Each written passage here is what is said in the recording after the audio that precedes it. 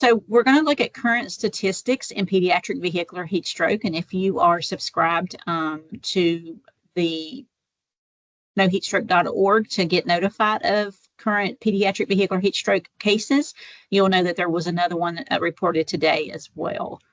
We will hear from our subcommittees in their activities that they are doing in their groups. We're going to listen to the Texas Heatstroke Task Force. Johnny and Carlee are going to speak on their work and how they have designed their task force and working with the community. And then we'll go to our looking forward piece of the meeting, where we will see anything that's coming up in the world related to pediatric vehicular heat stroke, as well as our upcoming meetings within the stakeholder work group. All right. So as you can see, this year, currently in 2024, we've had 11 deaths so far. The 11th was just reported today from out of New Jersey. And you can see here that they started in May of this year, May 3rd in Columbia, South Carolina. And then the last one was on the 15th in Lakewood, New Jersey. Some of these cases have been cases where the children were intentionally left, supposedly intentionally left for work purposes by the caregiver. So, that might be something we need to look at to really try to hone in on that part of our communications to the community. Subcommittee activities, legislative subcommittee. I have been leading that subcommittee. We are working on a model legislative document. We are in the process of finalizing the draft copy of that, and will be submitted to our subcommittee in the next meeting that's coming up. Once the subcommittee approves it, we will bring it to the full work group to let you review it as a full work group, and any changes that need to be made before we move it forward to the National Safety Council Government Affairs to assist us further. We are super excited about it because what we're trying to do is consolidate some of the other legislation that's out there and try to make something that's a model document that would be ideal for other states to incorporate into their legislation.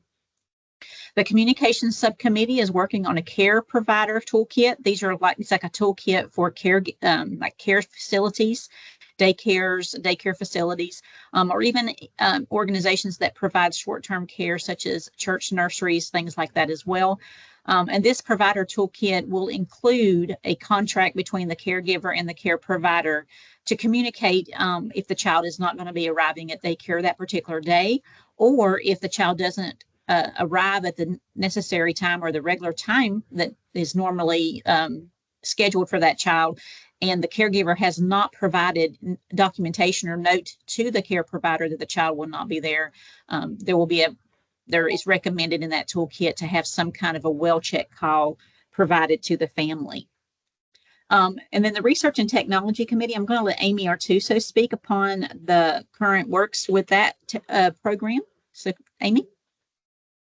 Thanks, Claudia, and hi, everyone. Our last committee meeting was in April, in case anyone's wondering if they missed the communication. You have not. And my thanks to Johnny and Carlee for presenting during that meeting about their task force work in Texas. We haven't met since April, but we do have a new countermeasure that's forming among some work group members, following the work that's been done in Texas, and also following the data, because Texas has the highest fatality rate out of all states over, the number of years that data has been tracked. Florida is second, and so Florida is forming a state task force, which they hope we can serve between Texas and Florida, serve as models to hopefully create task forces in other states as well. And then we are also exploring some new potential research projects. And once I have projects confirmed, I'll provide more information about that to the committee. Other than that, it's just, does anybody have any questions? And we're good. Thank you. Thank you, Amy. I knew there was a lot going on there, and I just wanted you to present it. Thank No you problem. so much. Thank you. All right, without further ado, today we're going to be hearing from Carlee McConnell and Johnny Humphreys from the Texas Heatstroke Task Force. And we thought it was a fitting time, since we're in the middle of the dead heat of summer, we thought it was a fitting time to have them talk about their work and what's working well and what possibly could be tweaked better. So I will turn it over to Johnny and to Carlee.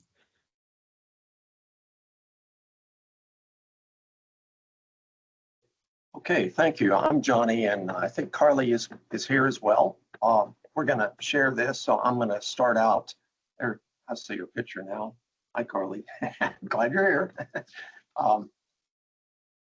This presentation is going to kind of focus on the history of how we came to be, and then how the task force works and how it helps. And that's what we had understood you wanted us to do, is to show a little of the history that might help groups that are trying to form a similar intervention or some sort of heat stroke intervention in their area. But if you're not trying to do that, we do hope that you'll still find something helpful here and something that you can use. Next slide, please.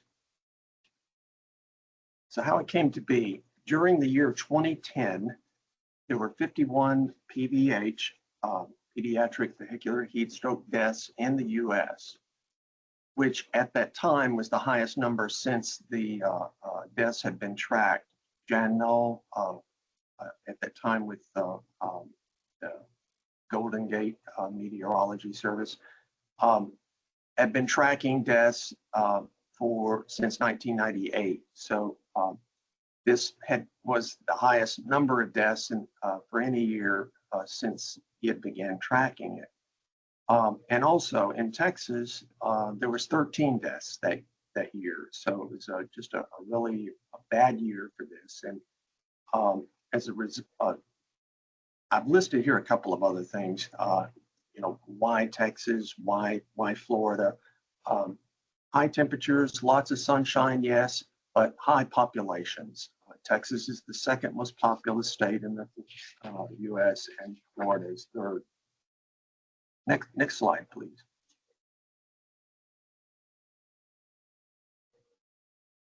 Safe Kids Worldwide decided to have what they're called a strategy summit, and it was in January of that following year, 2011, following that horrific year, 2010. And they pulled together a lot of folks for this, and they were focusing on 3 states: Texas, Florida, and Arizona.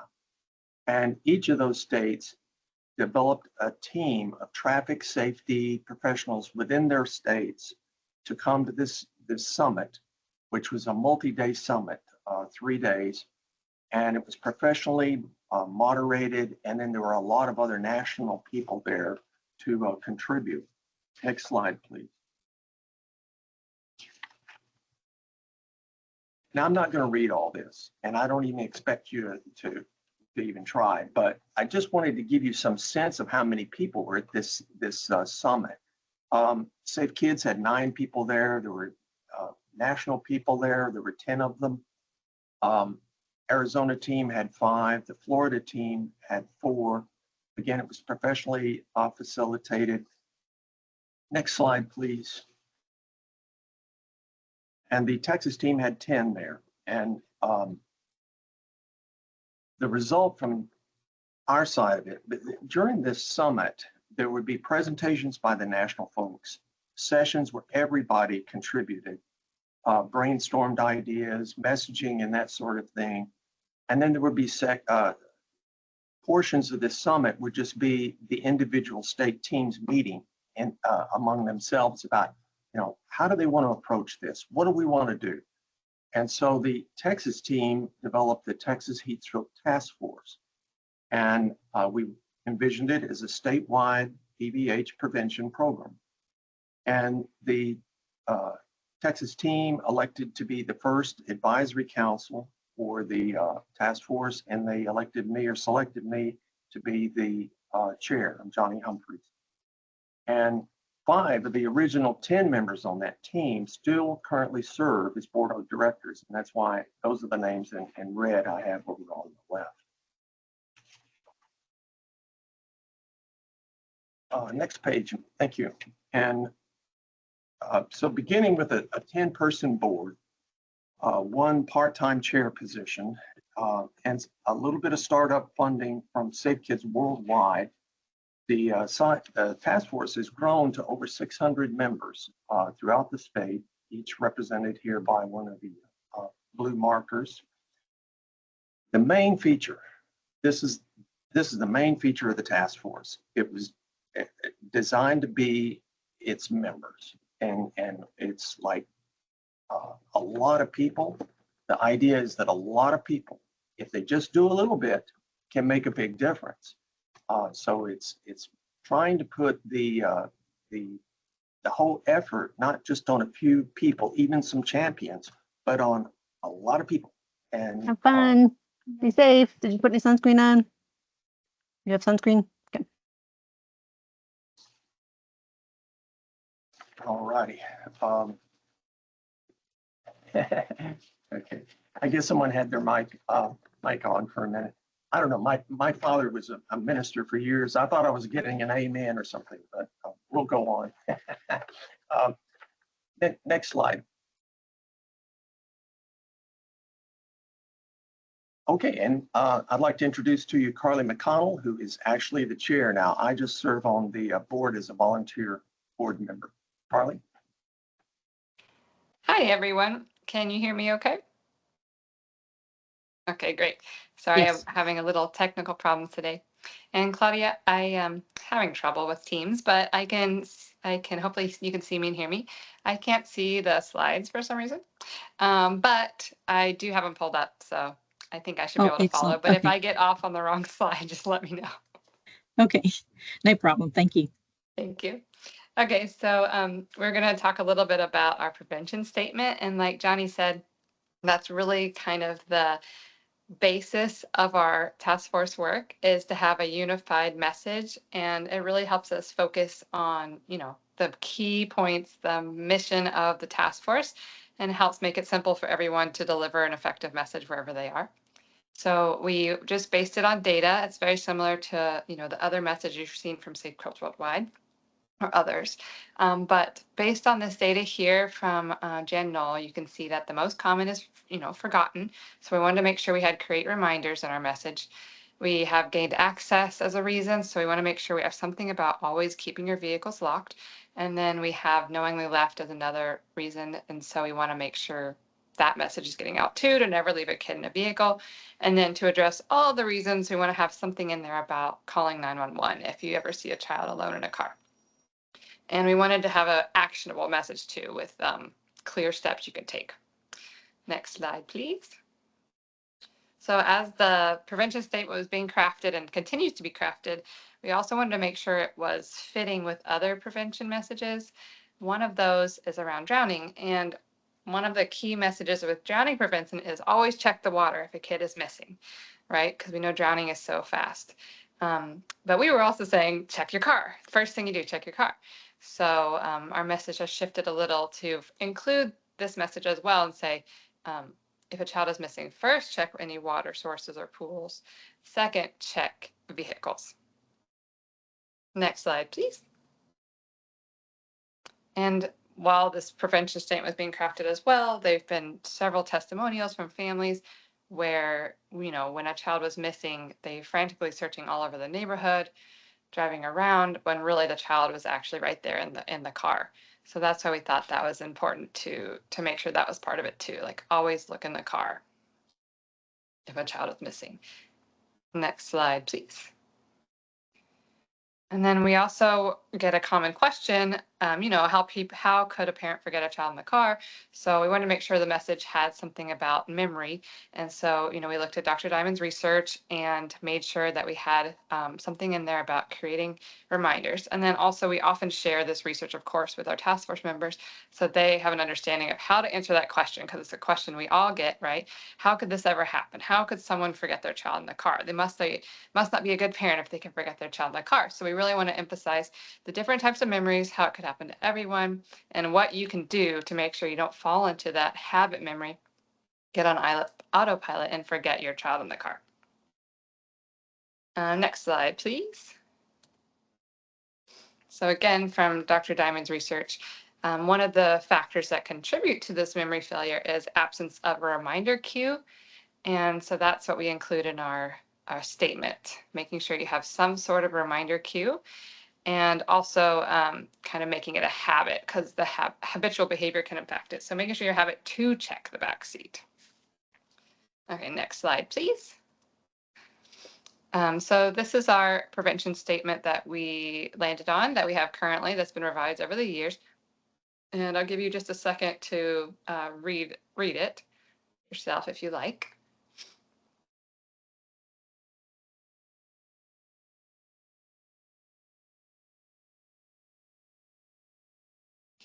And you can see we have action steps for all of the circumstances, and we have 2 types of ways to prevent a child being forgotten.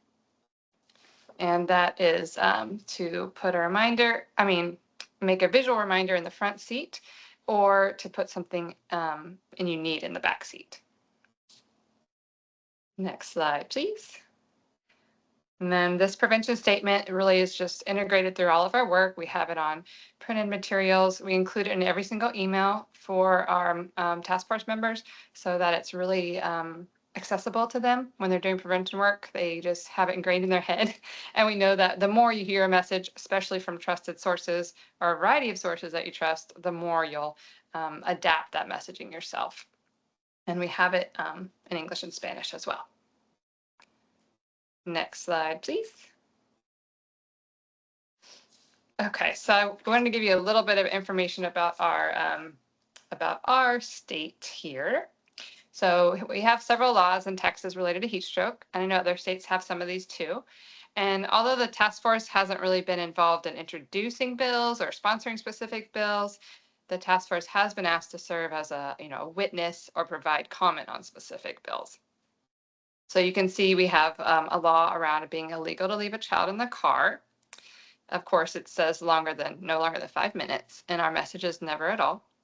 And then we also have the second one here is about 911. So if you call 911 to report a child in a car, your identity will remain confidential and not released to the public.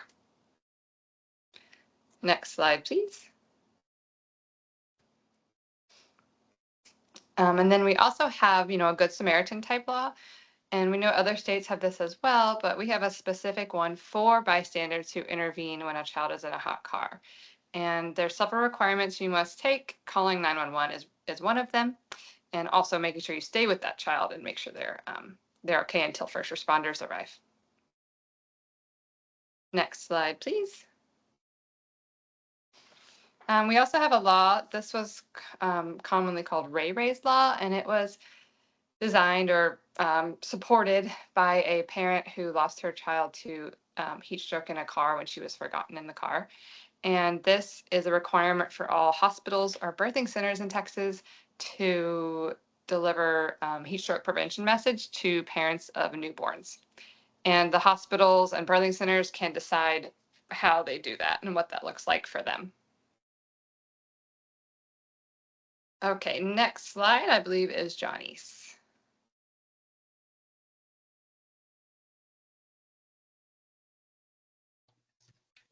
Okay, thank you. I did want to mention one small thing about the law that Carlee mentioned about it's against the law to leave a child under age 7 alone in the vehicle in Texas longer than 5 minutes. That is a misdemeanor law, but just keep in mind that if a child is injured, then a much more serious charges can be applied and are done so.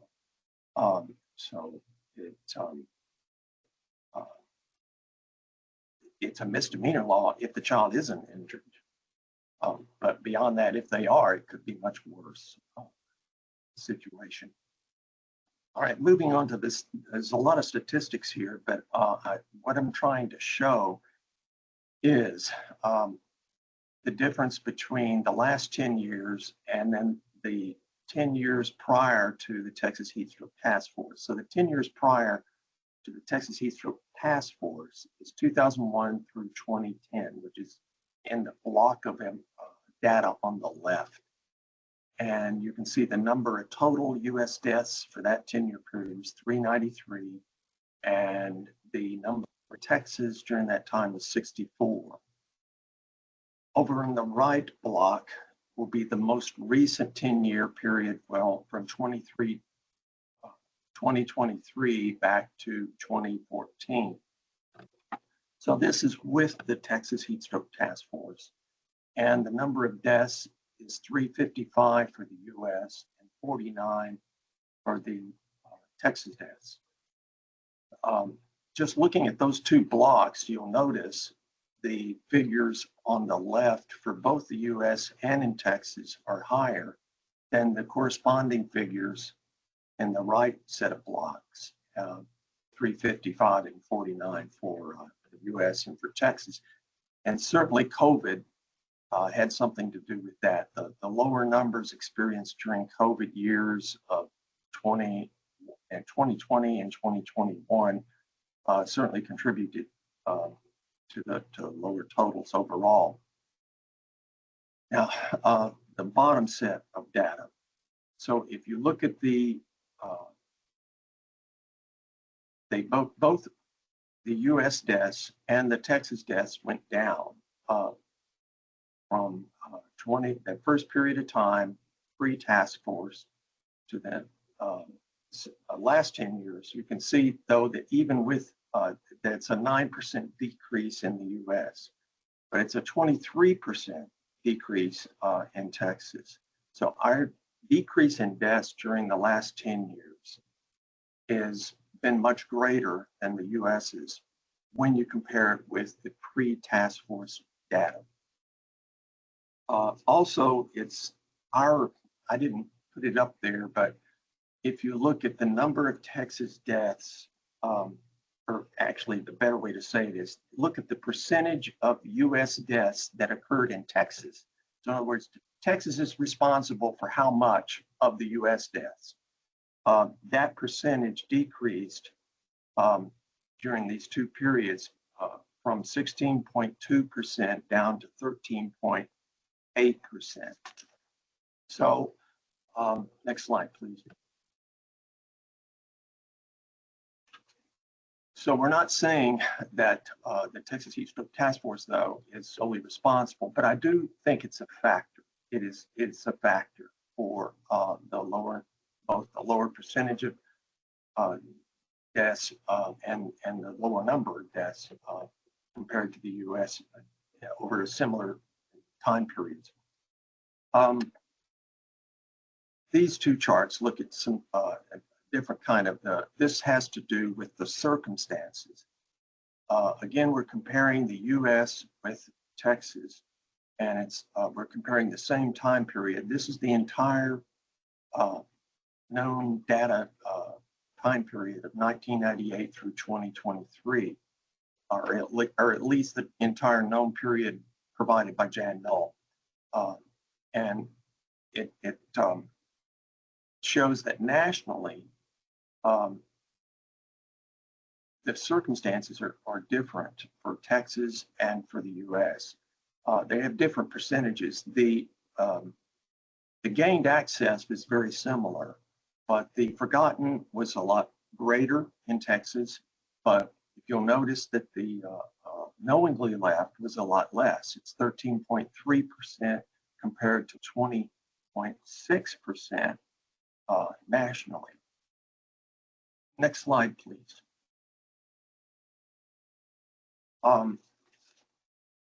Part of the reason I think that the knowingly left category in Texas might be less is because I really do think there is a great general public awareness in Texas that it's just unacceptable to leave a child in a car. And I think one of the things that has helped with that a great deal since 2014 is the Department of Transportation's use of their dynamic messaging signs to portray a dynamic message about never leaving a child, and they have added a pet, never leave a child or pet alone in a car. And we asked for this back in 2014. We had to actually ask for it a couple of times, but we got it. And it has been such a help. They do it every summer. And in fact, some districts run it a lot more than the official time that TxDOT does it.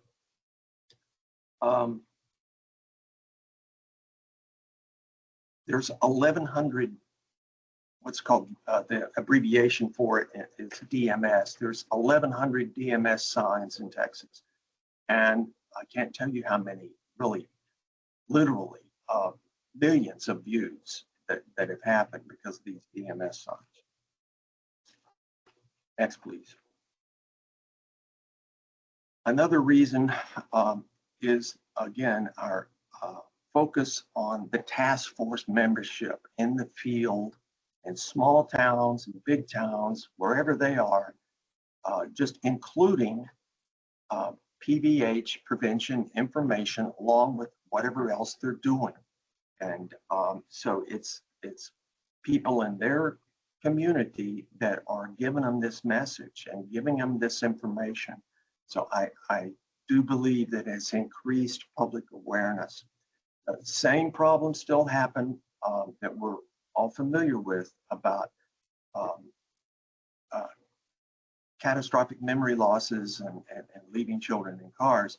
But I believe that these messages all reinforce that it's just unacceptable to leave a child in a vehicle on purpose. Here's just some illustrations. When someone does call 911 to report an unattended child in a car, we like to do, and if we can find out about it and get the person's name, we like to give them a badge of courage award. And usually that's done in a public event if possible, like a city council meeting. We've done that several times during a city council meeting or something similar along those lines. Just a local television interview. The officer on the bottom left there is doing a local television interview. And by the way, he is one of our board members as well. Sal Carmona, he works down in the valley. And then over on the right, you've got some people doing a car seat check. And if any of you are child passenger safety technicians, you're well aware of those events, but it's so easy if you have a heat display to incorporate that in your car seat checkup event. So you can do the main thing you're doing there, which is check the safety of the seat and that the parents are using them correctly, but you can also provide a nice heat stroke prevention message. Next slide, please. I think we're going back to Carlee. Is that right, Carlee? Okay. Yes. Hi, everyone. So I was just going to share a little bit more about some of the work our members do, how we recruit them, and how we engage with them. In terms of recruitment, a lot of our members are child passenger safety techs. It's actually just it's about a half. It's about a little over half. So a big portion of recruitment comes from contacting child passenger safety techs. We send out a yearly email to all technicians, inviting them to be part of the task force. And then we also partner with our state child passenger safety coordinator team and the instructor team, and every now and then join their meetings to make sure instructors are familiar and up to date with heat stroke information and can share it at their courses if they desire, or at least let technicians know about it.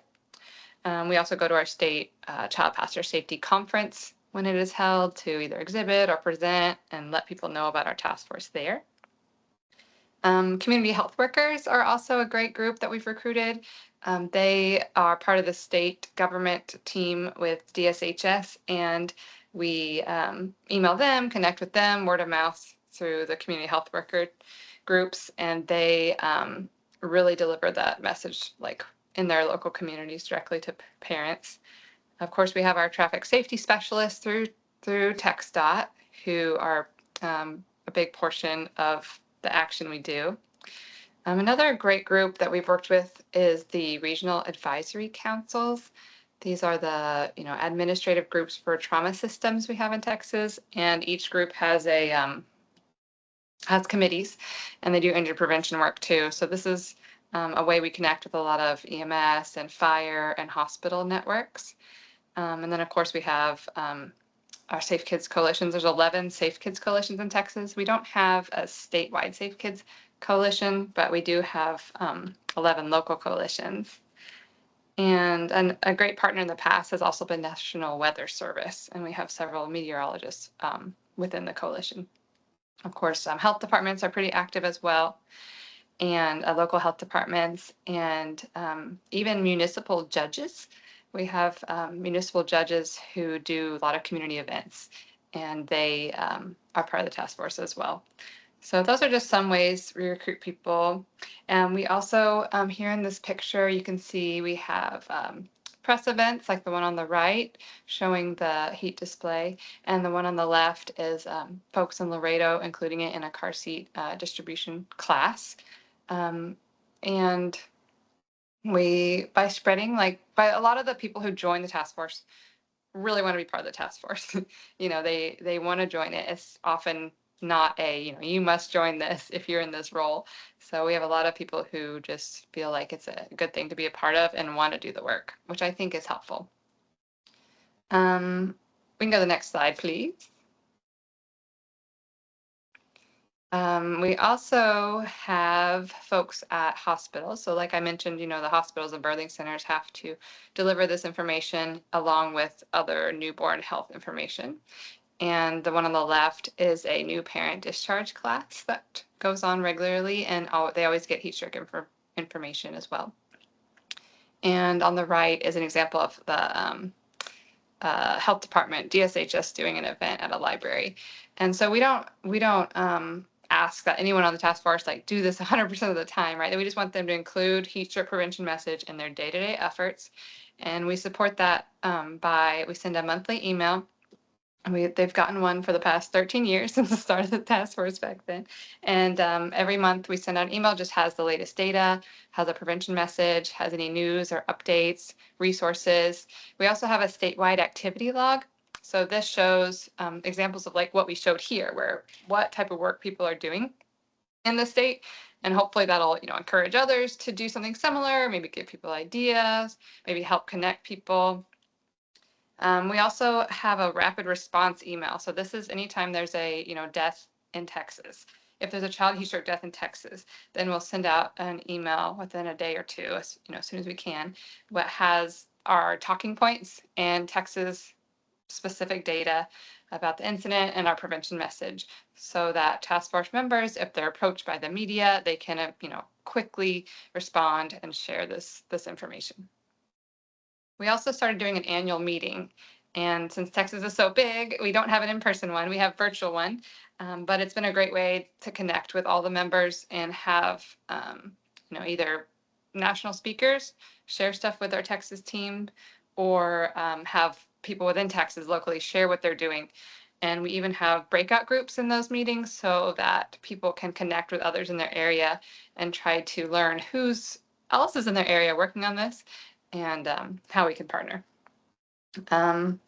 Lastly, we have loaner displays, which we can use. So those heat displays, we have loaner ones we can provide to members, but there's also a lot throughout the state that our task force members have that they can loan out. Next slide, please. So that's our last slide with just an overview of what we talked about today. So basically, from the beginning, it started just as this brainstorming session. How can we address child hot car death in Texas?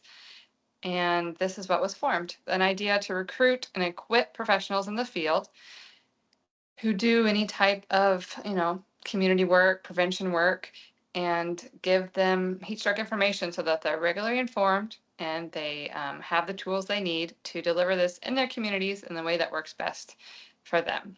And like Johnny said, we've been around for 13 years now. And as she showed, we've seen a decrease in deaths in Texas. But of course, we're still working to get to 0. So hopefully that will happen one day. And the next slide is the last one, and that's just our contact information. So Johnny, is there anything else you'd like to add? No, I don't, unless we have time, Claudia, for questions, if there are Yes, any. absolutely. If anybody has questions, please let me just raise your hand or you can speak out.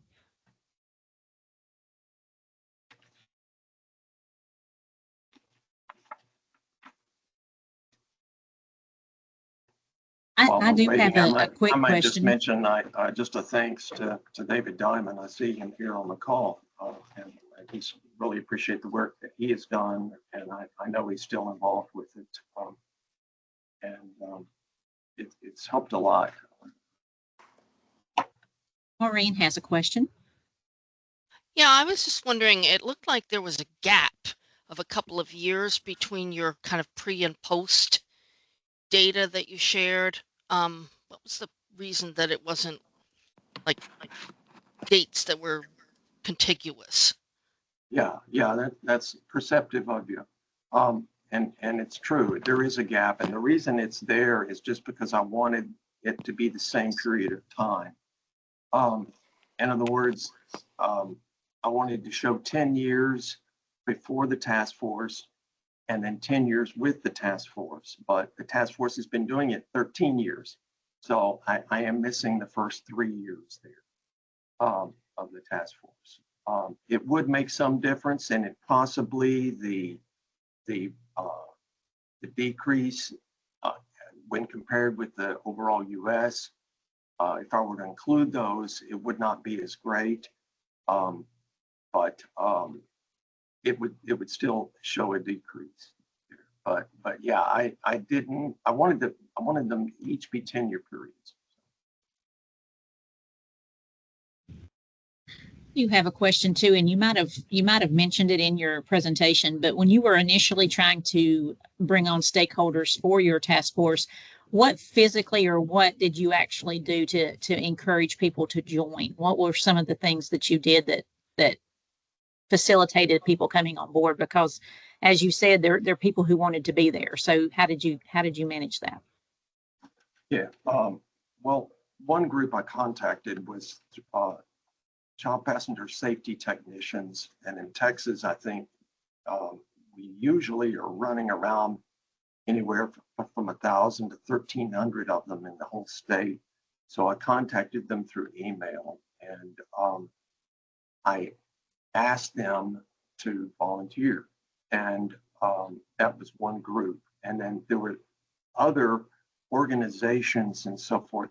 I mean, I and the 10 people that were on this team, we've all been working in Texas for years and years, and we knew people, and we knew organizations. We worked with organizations, so we contacted those organizations mostly through email, and just made the ask, and we kind of started there, and then after a while, it started to grow from the people then that did join. People they knew, would get interested in it.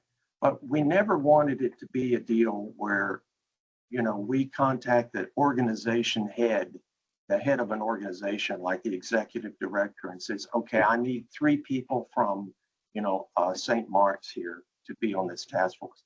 We didn't want that because we had all, we've all seen situations where, an organization tells someone, you're going to do this, but, and so they'll do it, but maybe their heart isn't in it, and Exactly. we really wanted, we wanted people who's really drawn to this, to do it, and they're there, and I can't explain it. We send the request to, 20 people, and maybe 10 of them, though, this really strikes a chord with them. Well, those are the 10 we want, it's as simple as that. Excellent. David, you had a question? First, I already put into the chat, I want to congratulate Johnny and Carlee for the great work you do I also wanted to make a comment as far as when children are intentionally versus unintentionally left in cars. So the most important message we start off with is to make people aware of how rapidly cars heat up and how vulnerable children are. And people get that message, whether it's in the hospital or in general. And I think pretty much everybody understands that that's an important message. And they think it's negligent to leave a child in a car that can become hot. Okay, and that's great. The second part of the message is that people are told you can forget a child in a car. And that's what vast amount of the population simply won't accept. And unfortunately, that's about where half of the children die.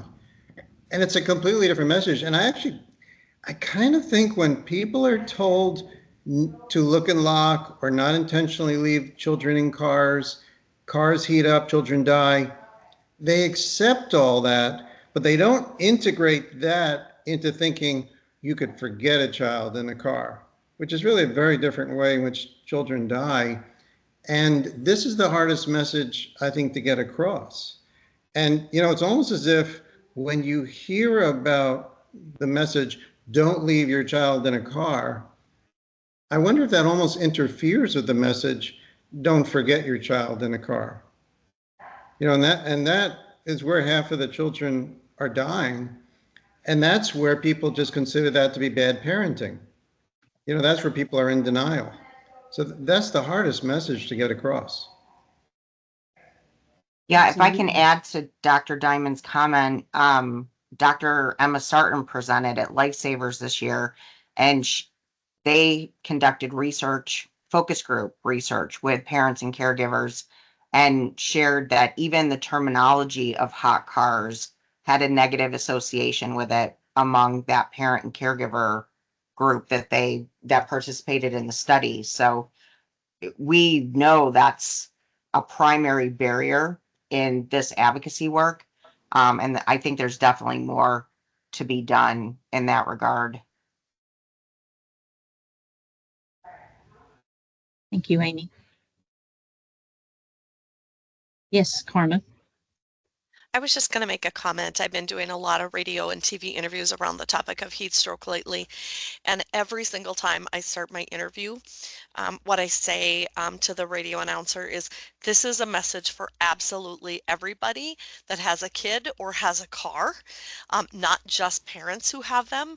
And I talk about the fact that if you drive a car, even if you don't have kids in your house, you might have one in your neighborhood. It's important that you lock up your car and, you know, put the keys up, you know, if it's in a parking lot or in a driveway or on the street.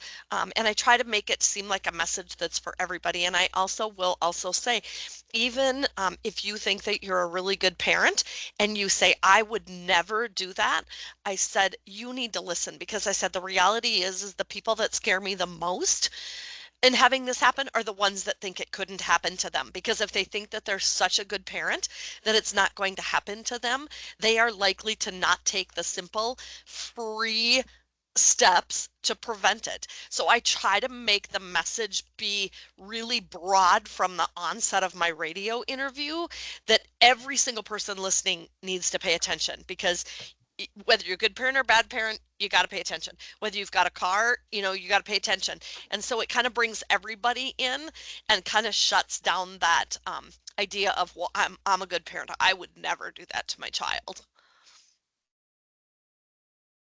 I just wanted to mention, I mean, I understand what Dr. Diamond was talking about. I was getting a haircut, I don't know, some time ago, and she's working on my hair with scissors and a comb, you know, and we start chatting, and she asked what I do, and I kind of told her, and, you know, she just got all worked up. I mean, she was just, her arms were swinging. I was afraid I was going to get stabbed in the neck with a pair of scissors. She just wasn't having it. She just was not having it. So I think approach is important. I think also, though, you know, we've only got a little window there. What can we do, you know, in this little window of whatever attention they're going to give, a message or something like that? So we've done the best we can. I I usually, when I'm doing an interview, try to present it like this is just a good habit to do. You know, if you've got something that you've got with you, leave it in the back. And I don't have children, and I've gotten to do that routinely, and I don't forget things because I always check the back seat. It's part of my habit now. So that's kind of, I try to approach it on a softer basis because I have been through it. I know exactly what he's talking about. Some people just aren't having it. Absolutely. Are there any other questions or comments? Just one more comment that I totally support what Karma said, that we run into the same thing at NSE. We have a big membership base of workplaces, and in trying to share this information, because about a quarter of all of the unknowingly left or forgotten children occurred at a place of work. We run into that feedback a lot, that this isn't relevant to all of our employees. And we do the same thing. If you live in a neighborhood with young children, if you have colleagues with young children, this is relevant for everyone. So completely agree. And I say too, in my education of people regarding heat stroke and pediatric vehicular heat stroke in general, you would be amazed how many people say, well, you know, I accidentally one time did, or I accidentally one time did, but they're not willing to, not always. I would say some of them are not willing to say it out loud in public because they don't want to look as if they're a bad parent. But there are some on the stakeholder work group that are those parents that never did happen. So, you know, part of it too is making sure that those personal stories are heard, whether they're heard in an anonymous way or whether they're heard publicly. I think it's really important that we all understand that we are all capable of these mistakes. So thank you all for your time today. We do have a couple more announcements just before I let you go. Moving forward today, we want to remind you that Lifesavers 2025 is coming quickly, and they are having their call for proposals. It is open, so I encourage any of you that work in the field and do work in pediatric vehicular heat stroke to submit something to be able to get our word out and to get the stakeholders word out to the groups. Our subcommittees will be meeting again coming up really soon. I don't have Amy's next meeting. She may be able to fill me in on that one, but the legislative subcommittee will be meeting on September 23rd at 10 o'clock Central. The communications subcommittee will be on the 25th of September at 1 p.m. Central. And Amy, do you have one scheduled for coming up between now and the next meeting? We don't, but if anybody is interested in the expansion of state-specific task forces, feel free to email me and I'm happy to discuss that. Well, I don't want to have a meeting just to have a meeting, so we'll schedule the next meeting when we have concrete information to discuss. Thank you, Amy. You're welcome. And then our next full work group meeting will be on October 22nd at 2:30 p.m. Central. So we would love to see you there. I will be reaching out to probably someone in the near future to see if you would like to speak during that meeting. I haven't fully got the protocol yet for that specific meeting, but if you hear from me, I hope you'd be willing to assist me. So, and if you have any questions regarding the Pediatric Vehicular Heat Stroke Stakeholder Work Group or anything coming up, or if you would like to present at one of our full work group meetings, please feel free to reach out to me by email or phone, and my information is on the screen. This recording will be posted onto the Child Passenger Safety and Learning portal. Child Passenger Safety Board website, within 1 to 2 business days. And so if you do want to reach back out and watch this video again, or if you have people who are interested in this meeting and would like to watch it after the fact, please direct them to the board's website at cpsboard.org. Thank you all for your time today. I hope you have a blessed week and stay safe out there. Thank you.